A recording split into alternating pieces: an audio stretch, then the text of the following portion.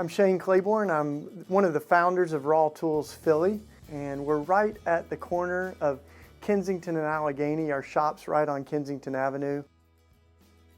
From the beginning, my friends have called this organization I'm a part of Raw Tools, which is war flipped backwards. That's how we get our name. But turning guns into garden tools and other life-giving things, art and crosses and jewelry. But the whole point of it is to transform things that have been designed to kill into things that give life.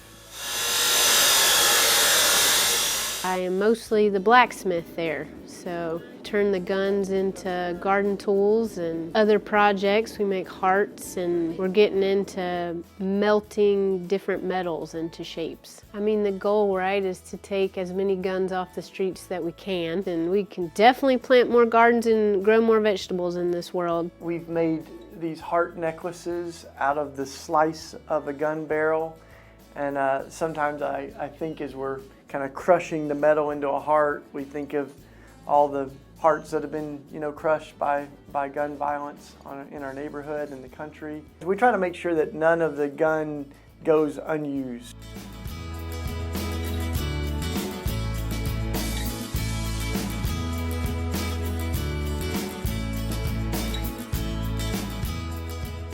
We got to show the world there is another way than what we are doing. It's not only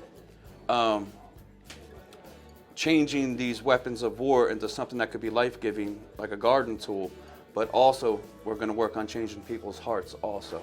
So using the spirit of imagination of what we're doing, what we learned from the old scriptures, but apply it to today to hopefully to show people there is another way. I grew up around guns. I had a pistol.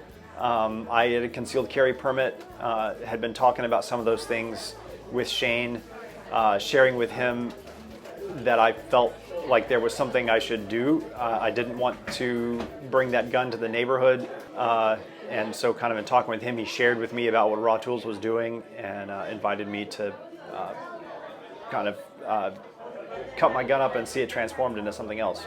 Sometimes we expect for change to come from the top down, but the vision that the prophets kind of invite us to see is that change comes from the bottom up.